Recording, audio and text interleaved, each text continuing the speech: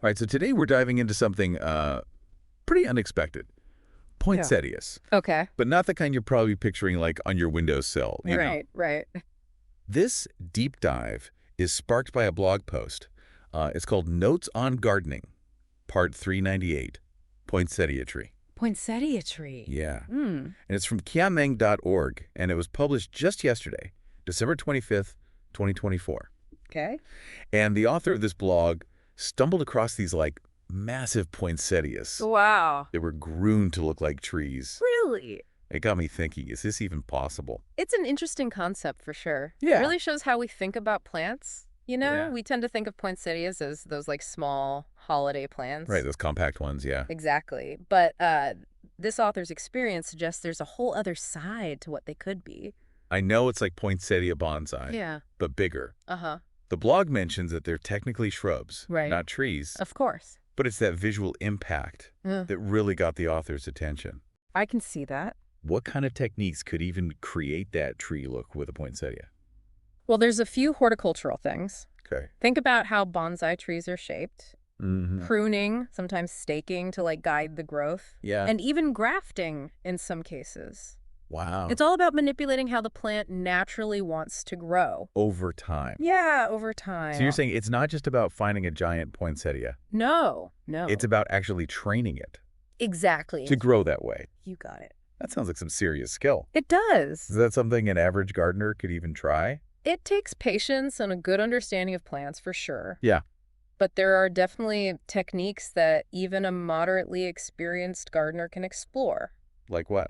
Well, espalier, for example. Espalier. Yeah. I've heard of that. Yeah, you'd train the plants against a flat surface. Right, like a wall or a trellis or something. Yeah, exactly. And you could theoretically use that to make the poinsettia grow more upright, more like a tree. Espalier, that rings the bell. I've seen that with fruit trees, Right. creating those beautiful fan shapes. Exactly. But on a poinsettia, Yeah. now that's something I'd love to see. It'd be cool. I'm already picturing it against a sunny wall, all those red bracts, like reaching upwards. Yeah, that's what's so exciting about this. Yeah, It challenges us to think beyond how we usually see plants and how we use them. for sure. Hmm.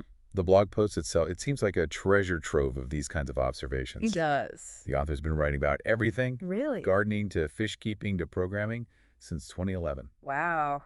That's a long time. Talk about a diverse range of interests. It shows they're curious and they want to explore the world around them. Yeah, it's inspiring. It is. But going back to these poinsettias, let's say you wanted to try this at home. Okay. What would be the first steps? Well, you wouldn't start with just any poinsettia. Right. You'd want one with strong upright stems Okay, yeah. that will provide the foundation for training it into a more vertical form. So even choosing the plant Yeah, is more nuanced than just grabbing the first poinsettia you see at the store. exactly. Okay. And that's where the real art of gardening comes in. Mm-hmm. Understanding the plant and how it naturally grows, Yeah. and then working with that to get what you want. Okay, so you've got your carefully chosen poinsettia with the sturdy stems. Right. What's next? Do you start pruning right away? Is that what you do? Not necessarily. Okay. You'll want to watch how the plant grows for a bit. Oh, okay. Identify the strongest leading shoot, Mm-hmm. and then start strategically pruning away any side branches that compete with that main stem. So it's all about encouraging that upward growth. Exactly. Kind of like training a vine to climb a trellis. Right. But in this case, you're aiming for that central trunk. You got it. Okay. And that's where staking might be helpful. Oh, okay. As the main stem grows taller, you might need to give it some support Yeah. to keep it growing straight. Right, so it doesn't bend or break. Wow. I'm starting to realize this is more involved than I initially thought. It is a process. It's like a long-term dance between you and the plant, Uh-huh. Yeah, I like that. guiding it towards that tree-like shape. It's about understanding the plant, Yeah. responding to its cues and gently nudging it in the right direction over time. That's really cool. It's a process that takes both patience and artistry. I like that a lot. It's that journey working with nature Yeah, that makes this kind of gardening so rewarding. I bet. You're not just planting something and letting it do its own thing. Right. You're shaping it, working with what it can do Yeah. to make something unique. It's almost like sculpting, Yeah. but with a living, breathing thing. Exactly. And speaking of sculpting, you mentioned grafting earlier. I do. How would that work with a poinsettia tree? So grafting is when you join a piece of one plant onto another, so Okay. they can fuse and grow together. Ah, It's often used to get good traits from different varieties. yeah. In the case of our poinsettia, you might graft a cutting from a really vigorous variety Yeah. or one that grows upright Mm-hmm. onto a strong rootstock. So you're giving it a head start, Exactly. like building a treehouse on a strong foundation. You got it. Okay. The rootstock is the strength and stability, Right. and the grafted cutting gives you the growth habit and how it looks. That's so cool. It's like taking the best parts of different poinsettias Yeah. and combining them to create like a super poinsettia tree. Uh-huh. That's a good way to put it. Have you ever tried this yourself?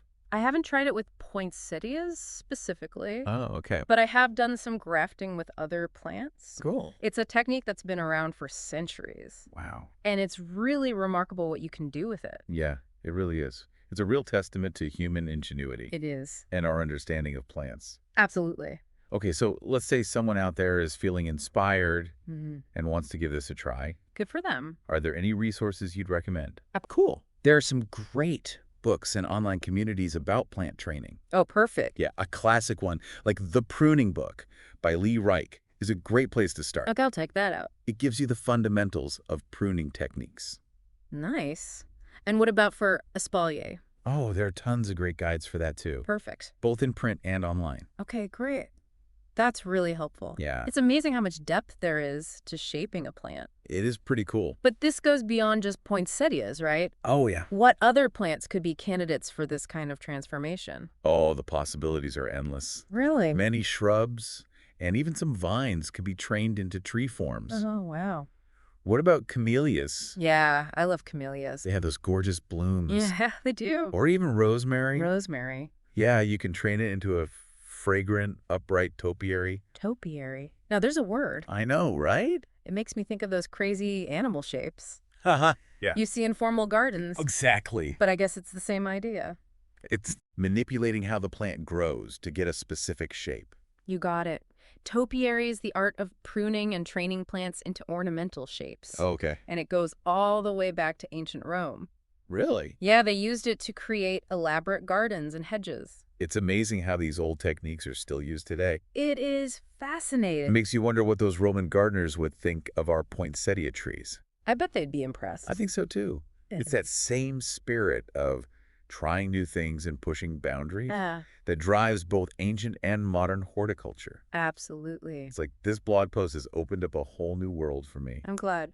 It's not just about planting and watering anymore. No, It's about understanding plants on a deeper level and working with nature it is. to create something truly amazing. And that's what makes gardening so fascinating Yeah. and rewarding. It's always learning, experimenting, Right? and pushing the limits of creativity. This is making me want to try some of this myself. You should. Maybe I'll start with that rosemary topiary. I think you should go for it. Okay, I will. Well- And don't be afraid to experiment, right? Even if the first try isn't perfect. It's the journey that counts. It's the learning and the You discovery got it. where the real joy is. Exactly. You're right, it's about enjoying the process Yeah. and seeing what happens. And who knows? Yeah, Maybe there will be a bunch of new poinsettia tree enthusiasts by next year. I love it. And as we're talking about pushing the boundaries, Yeah. it makes me wonder if there are any lessons here for other fields. Oh, that's interesting. Could architects or designers learn something from this? I mean, imagine using espalier in a building facade, Yeah. using climbing plants to make living walls that change over time. Or what about using topiary to shape urban spaces? Yeah, Into exactly. these unique dynamic forms. There's so much potential for sharing ideas Yeah. between horticulture and other creative things. This is really feeling like the start of a bigger conversation It is. about how nature and human design intersect. I agree, and it's a conversation I'm excited to see develop in the future. Me too. Who knows what new and inspiring things will come about as we keep blurring those lines. I'm excited to find out. Me too. Well, on that note of boundless possibilities, Mm-hmm. I think it's time to wrap up this deep dive. Okay, but before we do, Yeah. let's leave our listeners with a challenge. So take a look around your garden, Yeah. or even just your neighborhood. Mm-hmm. What plant, maybe one you always thought was ordinary, Yeah. could be something special? Hmm. Could that shrub become a topiary? Right. Could that vine on the fence be a living sculpture? I love that. Do some research, get creative, Yeah. see what you can do. I love that challenge. It really ties everything together, It right? does. It's about seeing things in new ways, Mm-hmm. questioning what we think we know, Exactly. and realizing that even the most familiar things Yeah, could be amazing. they really could. Thinking back to that blog post, Yeah. it's obvious that the author thinks that way. They do. From gardening to fish keeping to programming, Right. always exploring, Yeah. making connections. I find that really inspiring. It's a good reminder Yeah, that learning never ends. it does. And the best discoveries happen when we go outside our comfort zones It's true. and embrace the unknown. I agree. You know, one thing that struck me Yeah. about this poinsettia tree idea, Uh-huh. it's the time it takes. Right. It's not instant. It's not. It's a long-term thing, Yeah. shaping and guiding the plant. Over time. There's something really beautiful about that. I agree. It takes patience and observation Yeah. and understanding nature. And in a world that's always rushing, Mm, there's something grounding about that. for sure. That slow process, Yeah. working with nature. It's like the opposite of our digital world. It is. You know, Yeah. taking care of a plant, Yeah. shaping it over time. Mm-hmm. It connects us to a different rhythm. Absolutely. Yeah. And in the end, you get something unique, You do. something that reflects you and the plant. I think we all need that connection to nature. For sure. That feeling of making something beautiful, Yeah, something that lasts. I think so. It reminds us that we're part of something bigger, that we can shape our world. And that even small actions can make a difference. So as we finish up this deep dive, Yeah. think about this. Okay. What's one thing you can do today Mm. to be more curious, Yeah. more willing to experiment? Maybe it's trying a new gardening technique, It could be. or learning something new, Right. or even just taking a walk Yeah. and really seeing the world around you. That's a great idea. It doesn't have to be a big thing. No, it's about exploring and discovering. Every day. Exactly. And who knows? What could happen? You might find your own poinsettia tree moment. That spark of inspiration. That opens up a whole new world. Well said. I think it's time to wrap up. Thanks for joining us. It was a pleasure. We've been talking about poinsettias And plant training. and the amazing things humans can create. It's been a great conversation. Until next time, happy gardening, everyone. And stay curious.